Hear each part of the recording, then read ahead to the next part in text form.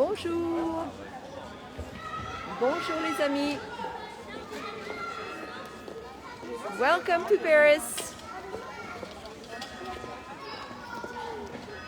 It's 5 p.m. local time.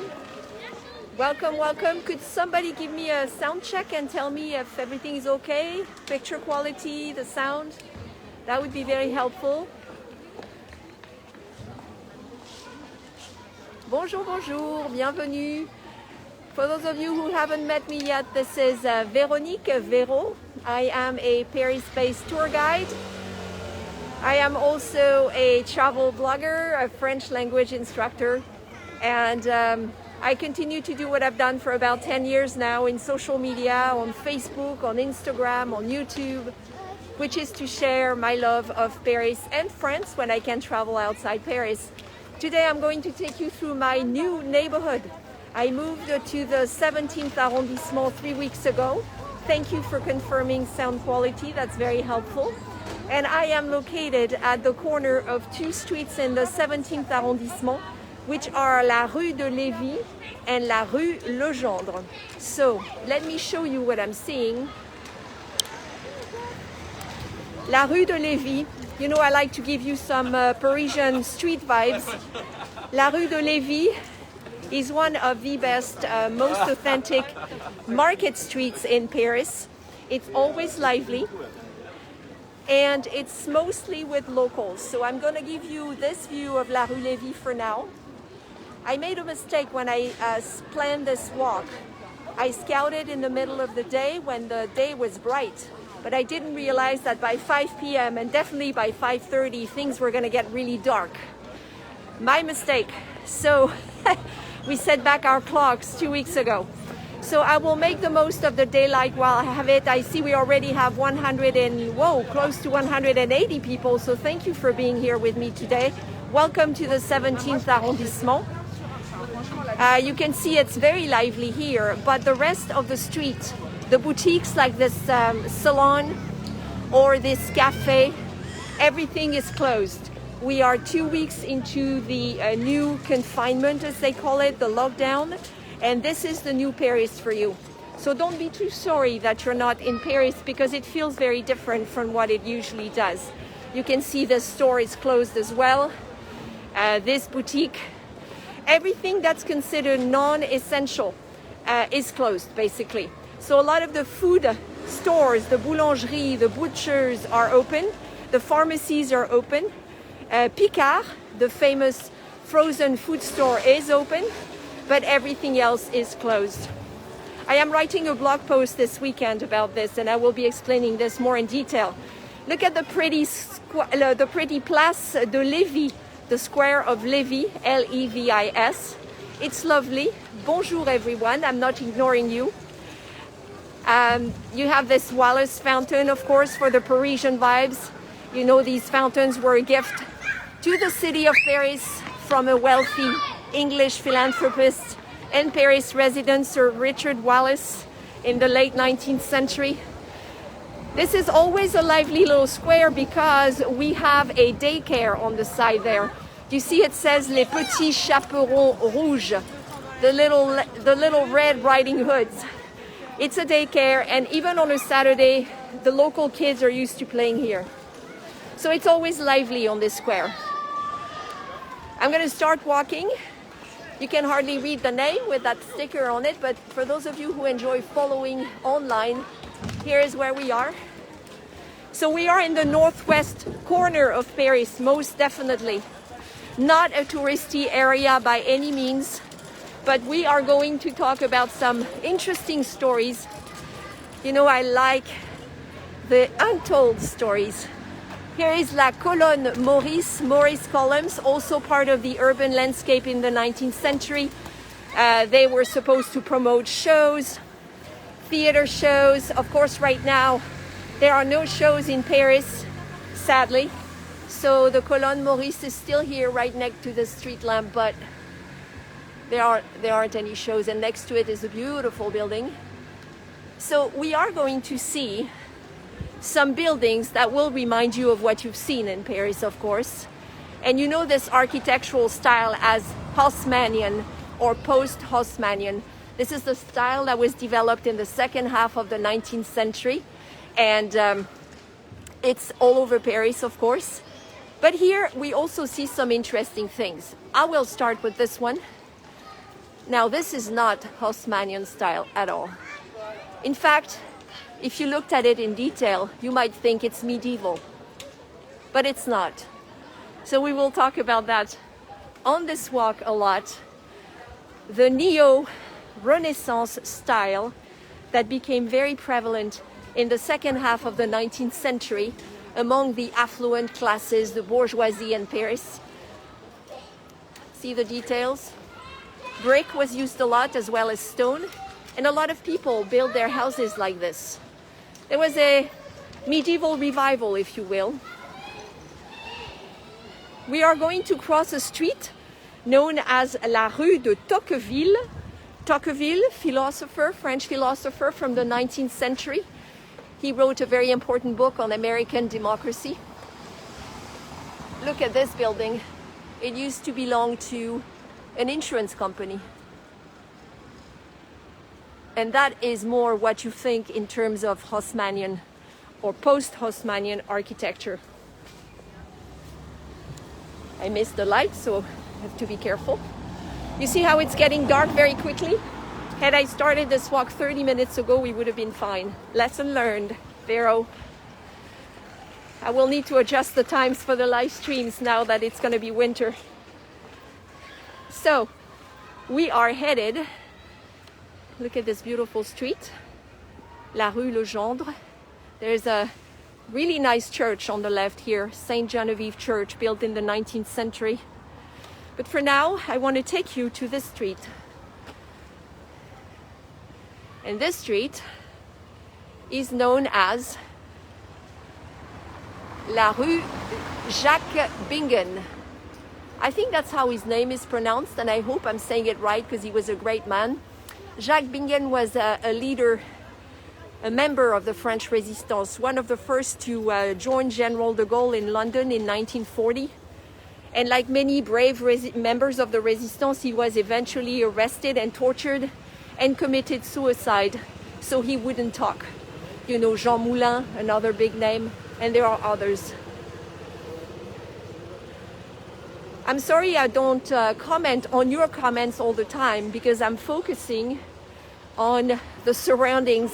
I go back to them later in general and get back to you when I can. So forgive me if I don't see your comments. If there's an important question, feel free to ask several times. So this street is typical of this neighborhood. You have, I mean, look at this one. Would you look at this?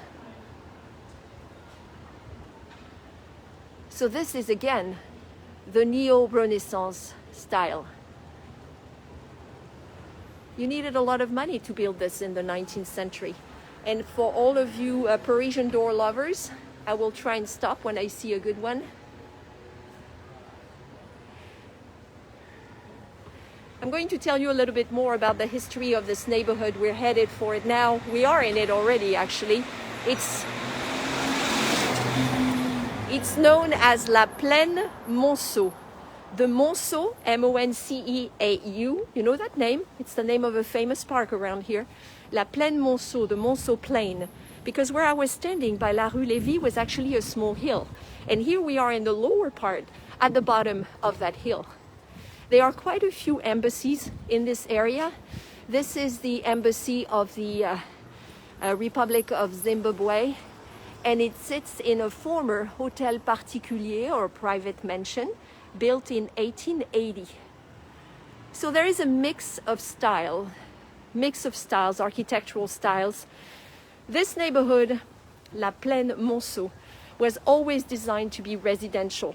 And it is very striking if you walk around because you will not see a lot of boulangerie, you will not see a lot of food stores, but you can go nearby to La Rue de Levis where we started, right? So it was designed in the 19th century to be residential, and it still is today. The people might have changed a little bit. Oh, thank you. I'm glad you're enjoying the comments. I am not a tour guide who just lists names, places, and dates. I try to connect the dots. I try to give you the story, the general story, and I try to tell you why you should care about that story, so it makes sense in the grand scheme of things. That's what I try to do, and I hope I achieve that. There were many famous residents in this neighborhood, a lot of them artists. Do you know the man who wrote so many great operas, Charles Gounod, Gounod? There's a plaque at the corner of this building, and Charles Gounod lived in this building from the 1870s all the way to his death. He was one of several artists we'll mention today.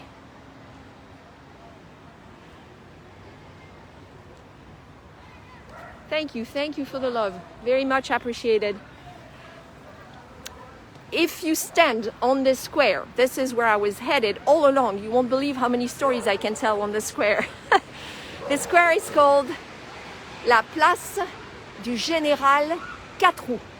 Now, this square was created during the Second Empire in the second half of the 19th century, but it was called La Place Malesherbes. Malesherbes is one of the two big boulevards, streets that cross it.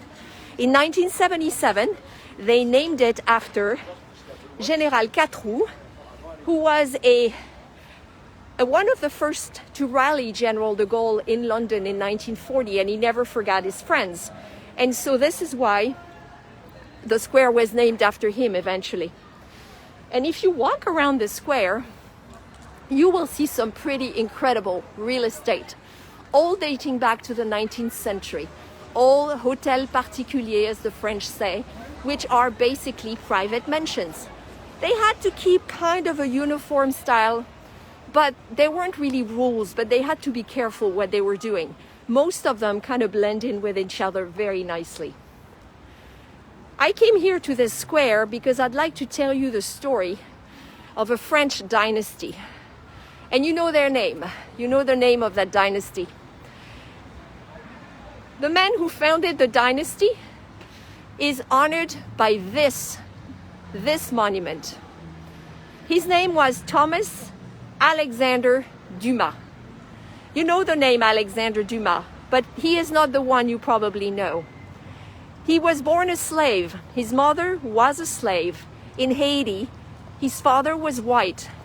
His father brought him back to France, and this was at the end of the 18th century. And because metropolitan France didn't have slavery, he became free. And his father gave him a military training. And in the decades that followed, he became a leading officer in the French Revolutionary Wars. In fact, he was the first general in the French army of African descent. He was respected for his military skills throughout his life. He was also respected for being a decent person. Whenever he fought campaigns around Europe or in France against those opposing the revolution, he always tried to protect local populations. And finally, at the beginning of the 20th century, there was a fundraising campaign. I'll get back to that later. And they decided to build a statue to honor General Alexandre Dumas. The statue was erected in 1912, I believe, and it was here until World War II. It was a beautiful statue of him standing right here, holding his gun. Unfortunately, as you probably know, during World War II, the Vichy government agreed or passed a law to melt a lot of the bronze statues. And so a lot of statues disappeared in Paris and in France. In case you're wondering why the barking, we have an impromptu dog park over there, which surprises me a little bit, but why not? So the statue was melted down during World War II, during the occupation, and nothing stood here for a really long time. And then in 2009, they erected this tribute to him, which is a bit controversial. It's called Fers, F-E-R-S, which means shackles. And you can see there are two of them. One is open, one is closed. The one that's open is tied to the ground. and that's in reference to his youth as a slave in Haiti. And the other one kind of reaches for the sky, and that's in reference to the wonderful life and career he built in France as one of the leading generals in the French army in the late 18th and very early 20th century. So his name was Thomas Alexandre Dumas. Now, bonjour, bonjour. I see you popping in. We have over, oh my goodness, we have 288 people. This is wonderful. Welcome, welcome. If you don't know me, Véronique, Véro, Paris-based tour guide, now a virtual tour guide, and continuing to share Paris and France with you in social media under France with Véro on YouTube and in live stream walks like this one I'm doing today. I will introduce myself better later. Now we've talked about the founder of this Dumas dynasty, and it only seems natural we should go and meet his descendants. In fact, he had 3 children, 2 girls, 1 boy. And the boy became even more famous. The son became even more famous than his father. At least he's more well-known or better known outside France. Look at the dog park. Parisian pooches having a great time. We're so happy for them. So again, we are in the middle of La Place Catrou, C-A-T-R-O-U-X. Now, just a little note here. I don't have much time for this, but I will mention it because it's important. This is the newest development in this section. Do you see it says Jardin Solitude? Solitude, loneliness. This was the name of a woman, a female slave in the French West Indies, who rebelled with other slaves when Napoleon Bonaparte tried to restore slavery in the French West Indies. The slaves lost eventually, and she was sentenced to death. She was hanged. But the city of Paris has decided to honor her. They inaugurated this little garden where the dogs are playing for now in September this year, and a statue is going to be set up here. And let me tell you, we don't have a lot of statues of women in Paris, probably less than 40, but she will be the first statue. This will be the first statue of a black woman in Paris. So that's very interesting. This is a big dog park, as it turns out, where Solitude is going to be celebrated with a statue very soon. Now, am I going to be able to cross here? Is a good question. So remember, I told you this is a rectangular square that's crossed by 2 big avenues. One is the Avenue de Villiers. The other one is Boulevard Malesherbes, which originally gave its name to the square. And this is Haussmann territory. He carved out and expanded on more streets in this neighborhood, which a lot of people don't realize, than in other neighborhoods in Paris. And after he carved out those big streets and avenues, he built squares where they connected. And this is one of the squares. And La Plaine Monceau, the neighborhood we're talking about, this is the heart of La Plaine Monceau. But here, during the Ancien Régime, 17th, 18th century, this neighborhood was, picture it as a pastoral place. Fields, people growing vegetables and fruit, while the kings hunted here. So the locals weren't that too happy about that because that destroyed the fields. So picture this place as the countryside, right at the border of Paris. Paris was much smaller there then. But now, of course, we are in the middle of Paris in the 17th arrondissement. And here is the second statue I want to show you before daylight leaves. That would be a shame because this is my favorite. It's probably one of my favorites in Paris. So this is a statue of Alexandre Dumas, Père, the father. Okay? When you think of Alexandre Dumas, when people think of Alexandre Dumas, didn't mean to do that, sorry. They usually think of this one, Alexandre Dumas, Alexander Dumas the father. He is the one who is buried at the Pantheon on the left bank, among France's great men and women, next to his friend Victor Hugo. He is the one who, a prolific writer, who is so well known even outside France. He wrote plays at first when he came to Paris. His father had died when he was a little kid, but a lot of people said a lot of the heroes in his novels were inspired by his father's military exploits, if you will. So on the statue, on the base of the statue, Gustave Doré is the sculptor of that statue, by the way. You can see a long list of everything he wrote, from plays to novels. He sits up there on his chair in his robe, holding a quill, as you know, elegant writers, I suppose, were supposed to do in the 19th century. But my favorite part of the statue is what's behind it. Gustave Doré added a nice touch here. This statue, by the way, was inaugurated in the 1880s after Dumas died, and there was a huge crowd to celebrate him here that day. Do you recognize this gentleman in the back? He is a musketeer. He is D'Artagnan, the famous musketeer. And you can see he's drawn his sword. So I don't know if he's watching over Paris or protecting Alexandre Dumas. One thing you probably know is that D'Artagnan was a real person. There was a musketeer named D'Artagnan who served Louis XIII and then Louis XIV. In fact, Louis XIV liked him so much and trusted him so much that he became the godfather of D'Artagnan's older son. D'Artagnan lived in the 17th century. Dumas wrote the story of the Three Musketeers in the 19th century, and it became immediately a big hit because it was a serialized novel, the type of novel that was published in newspapers, so a lot of people could read it. And it became a big hit in France, it became a big hit in Europe, around the world. So remember, interestingly, that Dumas is sitting up there, looking to the right, but his father, the tribute to his father we saw earlier, is right across the street from him, right there. Dumas himself, who spent a lot of money and died broke after spending a lot of it. Let's see, should I go there? I'll try there. Dumas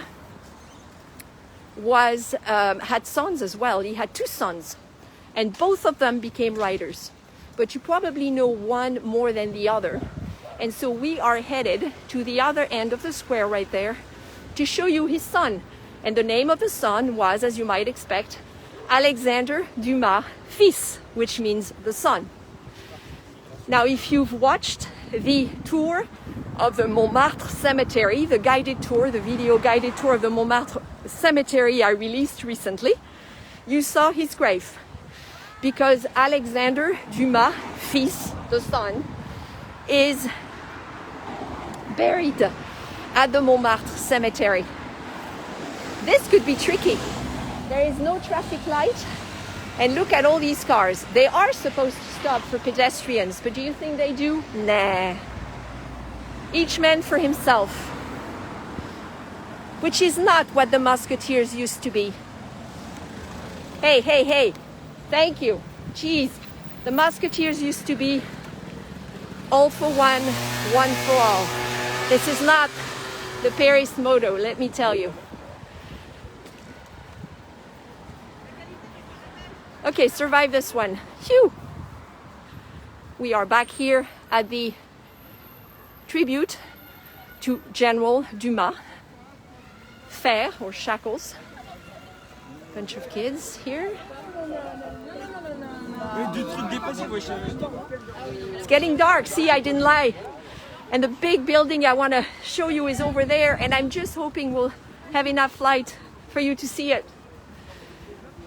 So remember, this was the countryside in the 18th century, and then something incredible happened in the 19th century when people realized this was prime real estate. And so Baron Haussmann, working for Napoleon III during the Second Empire, partnered with financiers, investors, entrepreneurs, including the famous Pereire brothers. We talked about them during the Parc Monceau Stroll, remember? and the Pereire brothers bought a lot of land and then sold it off to affluent bourgeois in the area, including around the Parc Monceau, and were able to negotiate with the family that owned the Parc Monceau. So half the park would be recovered by the city and sold off as prime real estate, and this is why we have this today. For now, we're looking at Alexandre Dumas, fils, the son. Now, he was a writer, and he wrote a lot, but I don't think he became as famous as his father. His claim to fame is probably La Dame aux Camélias, the lady with the camellias. And the lead character in that book was played by the most famous actresses of the 19th and 20th century. It was even turned into an opera.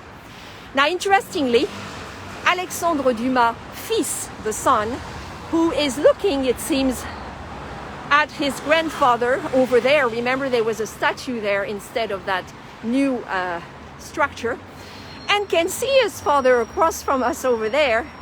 Alexandre Dumas, fils, interestingly, was the only one of the Dumas who lived in this neighborhood, like many other artists who were attracted by the fact that a lot of affluent people lived here, and they wanted to rub elbows with people who might be art patrons, and they set up workshops here.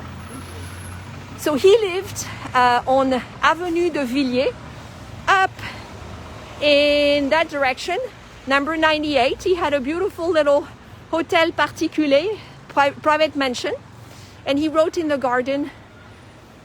He had set himself up in the garden with a nice little structure there. So this is why I wanted to take you here, to show you, to tell you the stories of the Dumas dynasty. Because I think a lot of people mention the Alexandre Dumas, but they don't really realize that there were several.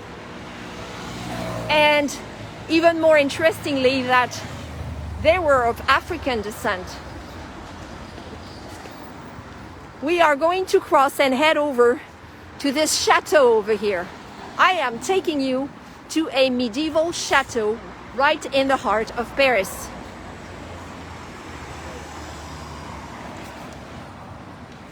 You know how they tell you there aren't many medieval structures left in Paris? Well, that's not true, because here is one. There's a catch, though. It doesn't date back to the Middle Ages. Ah, we can cross. Little green man. Okay, my friends. Bienvenue to the Château Gaillard. Gaillard. The address is number 1, Place 4 Roues. So it's number 1, of course it is. Look at that.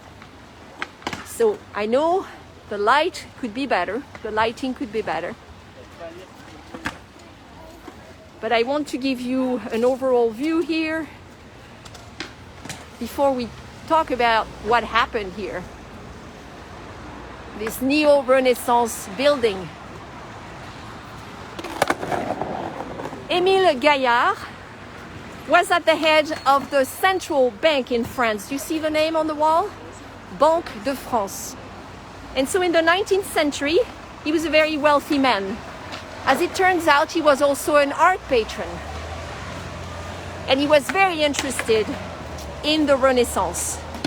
Picture a magnificent collection, and he wanted a shrine for that collection. He wanted to live in a home where he could entertain, that would feature all the art he had collected in his life.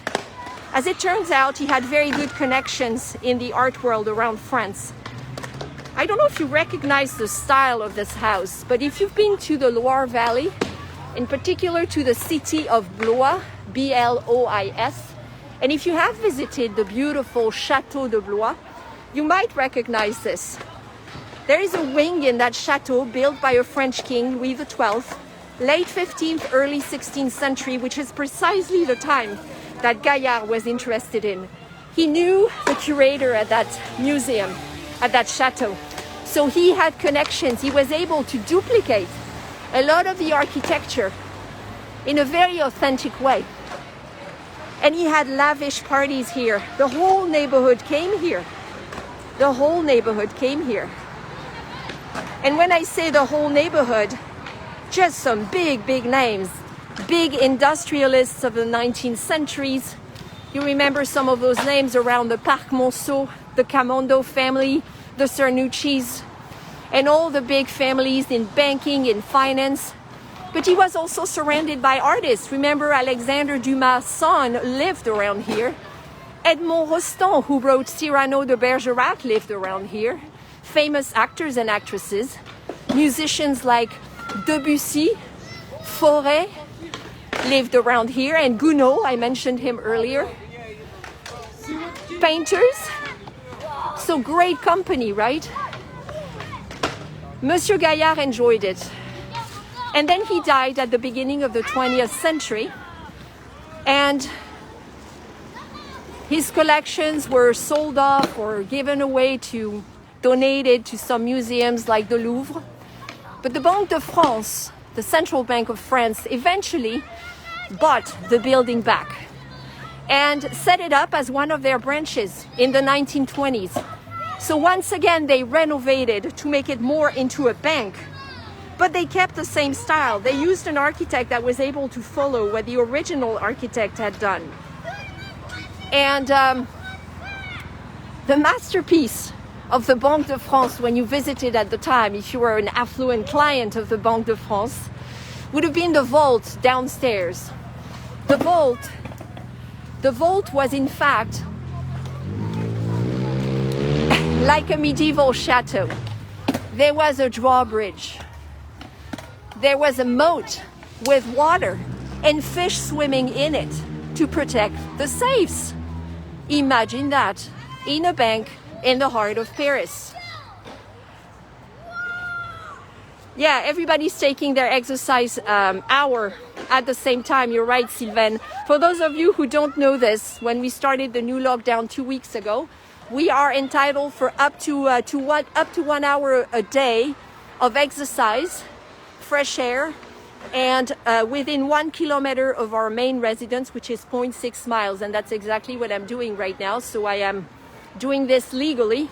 Though if the police saw me filming, they might walk up to me and ask to see my attestation or permission slip, in which case don't go anywhere. I'll try and work my way out of it. You might get an extra slice of French life you hadn't anticipated. So back to my story, the Banque de France had this place for about 80 years.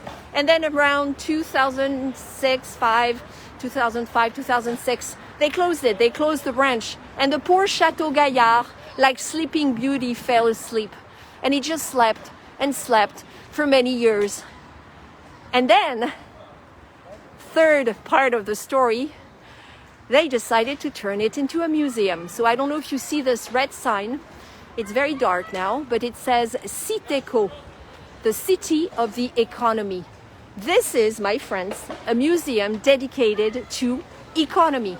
If you've ever wanted to understand about what is economy, what are the laws of supply and demand, what is inflation, how do you print currency, how does it work, come to this museum when it reopens, because I've been once only. It is done in such a fabulous didactic way, a lot of hands-on exhibits. I even got to hold a gold bar in there. I don't think I will ever hold a gold bar again. So it's very interesting. But you know what's sad? The museum opened in the summer of 2019. It's brand new. And it is completely empty. I don't know that they are marketing it or promoting it very well. This is probably one of the coolest museums in Paris in terms of its history, architecture, and what's inside. And people don't come here. So as soon as it reopens, I'm actually planning to return. They could light it up a little bit better too. So that was the Château Gaillard. And remember, I told you we had a lot of affluent people, not just artists living around here. Before it gets too dark, I want to show you another example of those beautiful Paris doors that so many of you like to capture. Look at the size of this door. These doors, there's two of them. Look at that. We're still on La Place 4 Roues. It's still part of the square. So now that it's getting really, really dark, fighting daylight here. A lot of you would love this museum, I know you would. And now that you know the story, you will enjoy it even more because of all the Renaissance details on the facade and inside. It's so modern, the contrast of the history of why it was built and the painstaking efforts like what they did to turn it into a neo-Renaissance building. And then the modern museum with all the technology in it. The contrast is really interesting, I think. I want to show you a lady that's standing right here in the dark, right outside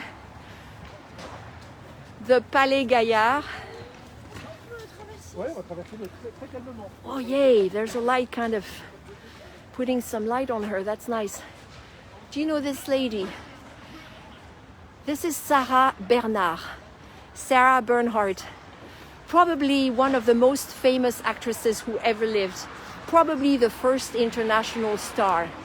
There are so many stories to tell about Sarah Bernhardt. Her life is the stuff of legends, especially since she started a poor girl and a courtesan in 19th century Paris and reinvented herself into one of the most talented actresses, tragedians of her time, touring around the world, performing for audiences who did not even speak French, including in the United States, and always being a huge star. So I will tell you her story in more detail later, because as it turns out, she lived in this neighborhood. And I want to take you on another walk to her former home. But here she is represented as one of the characters she interpreted, which was Phèdre, P-H-E-D-R-E, from Racine, you know, the play from the tragedy from the 17th century. And this is a tribute to Sarah Bernhardt. But what I like about the statue being here is that if you look across from it, and remember that we looked at, in that corner here, we looked at Alexandre Dumas' son, and I mentioned the lady with the camellias. Sarah Bernhardt was one of the actresses who played the lead role beautifully. And when we talked about over there, the shackles, you see them, where the grandfather, the starter of the dynasty, Thomas Alexandre Dumas, the army general, Sarah Bernhardt was part of the committee who organized the fundraising campaign to erect that original statue to honor the general, the statue that was taken down during World War II. So it's kind of cool that she was a resident and that she is connected to two of the Dumas who are on this square. Sarah Bernhardt had many nicknames, including the Divine Sarah Bernhardt. She was a real diva, quite eccentric, lots of good stories to tell about her, so I'm going to save them for another day. Because as you can see now, it's getting very, very dark. I need to keep an eye on the time, because I don't want to break the rules. What time is it? Oh, I'm good. If you have a few more minutes, I have a few more minutes too. So one last peek at the Château Galliera. I think it looks good in the dark like this. Like, look at this. Turrets and those windows.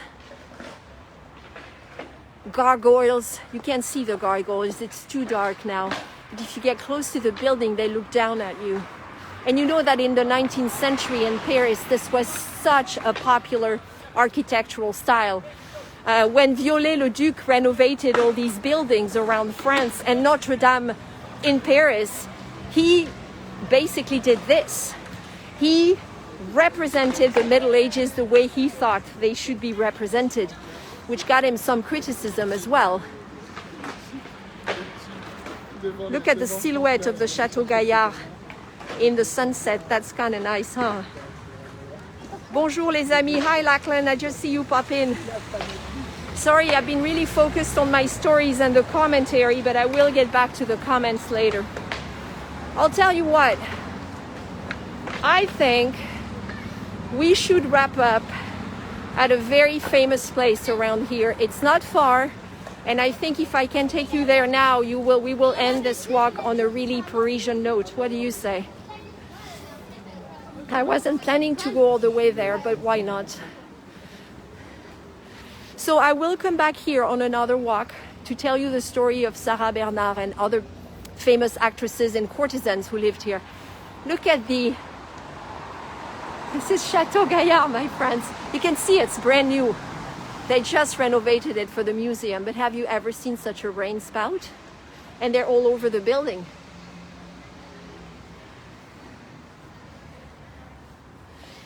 What I didn't mention is that Émile Gaillard actually bought this huge piece of property from the Pereire brothers, who helped Haussmann develop this neighborhood.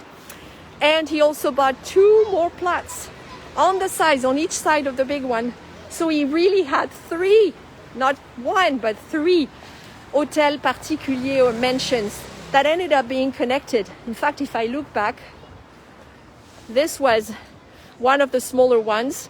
The other one sits on the other street on the other side, and this is the Château Gaillard. You see how it's all connected in a triangle? Imagine the fortune, the wealth of this man, who was the head of the Banque de France at the time. Not to mention his extensive art collection.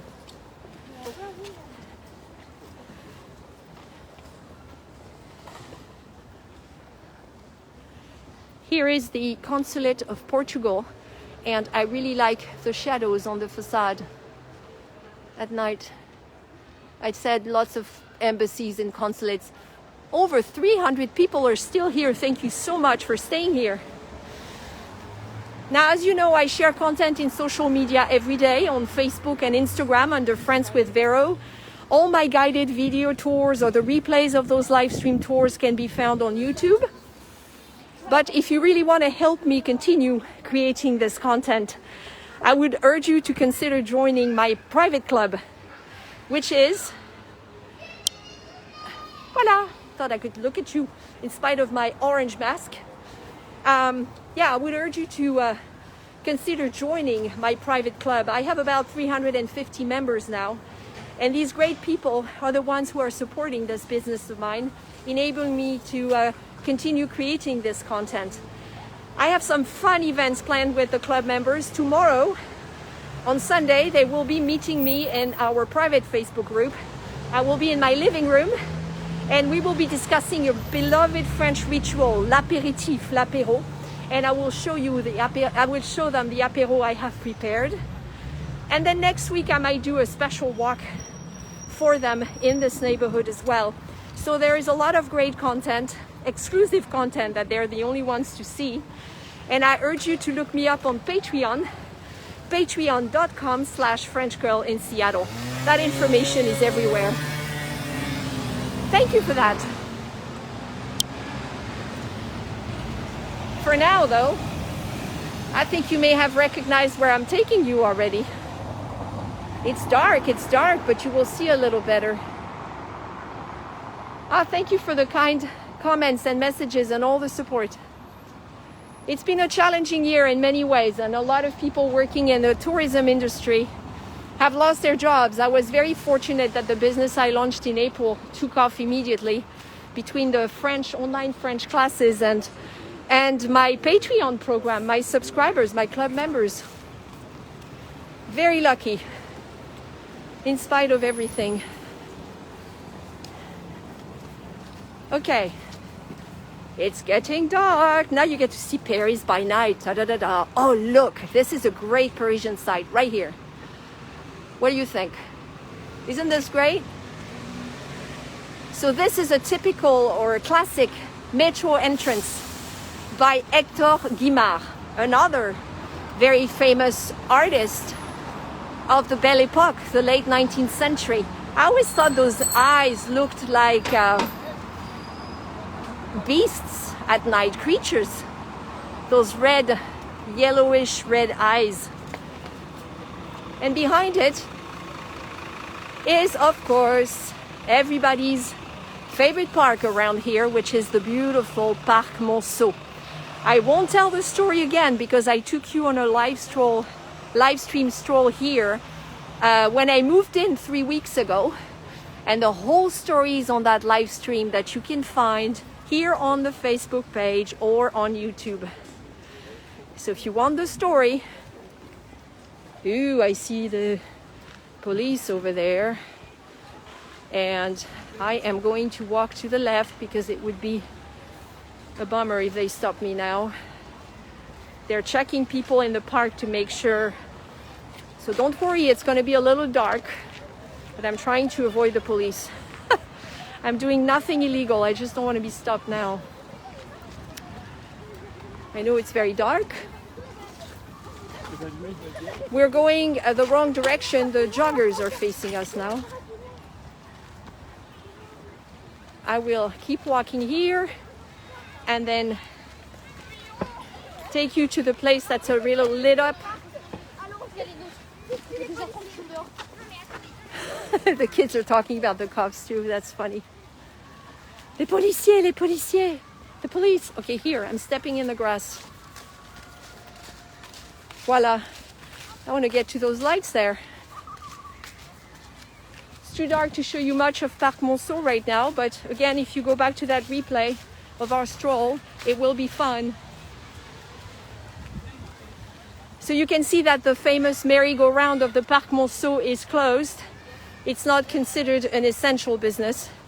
But the cute little house, the Chalet Monceau, that's been here forever, selling crepes and everything else, ice cream, popcorn, cotton candy, is open and always very popular with kids and adults alike. So, hey, you know what? The line is not too long and it's almost 6 o'clock. It's goûter time. I could order a crepe. What do you think? If you don't mind sticking around a little bit. So I know you cannot taste them or smell them, and they smell delicious. But at least you will get to enjoy them a little bit. So you see they have crepes, gaufres, which is waffles, barbe à papa, which is cotton candy. Bonjour, bonsoir, ça va? Oui, dites bonjour, je suis en ligne avec les États-Unis. Je peux avoir une crêpe beurre sucre, s'il vous plaît? Oui, merci. There you go, my friends. Enjoy the show.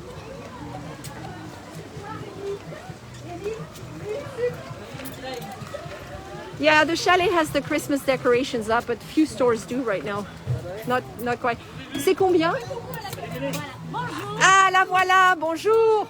They are the friendliest bunch. Bonjour, bonjour. Et on a 300 personnes. Non, on a 300 personnes qui nous regardent. Hein. Et ben voilà, bonjour à tous et regardez nos gosses.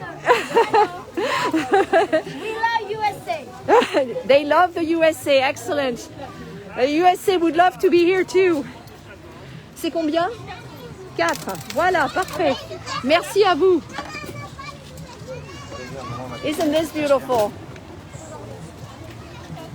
It smells so good. I hate to tell you this, but it smells really good. I like their crepes a lot. Not all crepes in Paris are good, but these are really good. They're big, they're kind of soft, not overcooked, not dry. Very good crepes. Tasty. Let's see. See, they have all the spreads. That's the Nutella competitor, probably. Noix de coco, coconut, all the sugars, jams. And here are the prices, which are fair for this place, I guess, in the heart of the Parc Monceau. So I ordered a plain one. I like it. Beurre, sucre, butter, and sugar. Normally, I would do caramel, salted butter, caramel. Ah, merci beaucoup. Look at that, guys. Merci. Bye bye. À bientôt, les filles. Au revoir. Yeah, so usually I would do salted butter caramel, but it drips all over the place. It would be messy with the camera. So, you see, it's a really cute place, and it's been here since the 19th century in one shape or another. Little kids come here after school or on the weekends. They sell candy too, and here is la barbe à papa, the old-fashioned machine. In France, they never sell barbe à papa in plastic bags. They always sell it, they make it with this machine, and then they twirl it around these sticks here, and then they give it to you like that. Oh, ça va la pichoune? Oui, ça va. The little girl just tripped over, she bumped into me. And we have candy. The crepe is burning hot, so I can probably wait at least 10 minutes before I eat it. It's keeping my fingers warm. Lots of candy. We're not going to starve here. Oh, and ice cream. I don't think it's very popular right now. No, ice cream probably not. Yeah, crepes are good with apricot jam or any jam for that matter. In fact, I went for butter and sugar because crepes, when the batter is good and they're cooked right, plain crepes are just the best. A little bit of lemon sometimes is also good. So, well, let's see. Where could I stand where there's a little bit of light so I can say goodbye?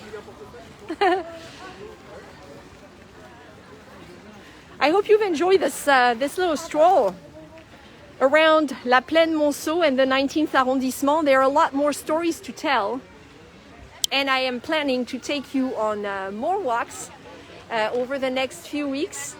I think I'll take you to that street where Sarah Bernhardt used to live. I might also do a walk along one of my little favorite streets, and one in the lovely former village of the Batignolles, which is part of this neighborhood next to La Plaine Monceau. So I want to thank you for being with me today. If you'd like to join my aperitif tomorrow at my house on the private in the private Facebook group, I urge you to look me up on Patreon. There's still time to sign up, and I guarantee you will get many rewards in return for your support. So merci beaucoup, mes amis. I have a crepe waiting, and the police after that. Should be a happy end of my day. À bientôt. And I will be in touch. The replay will pop up on this page right as soon as I'm done. À bientôt, bon week-end.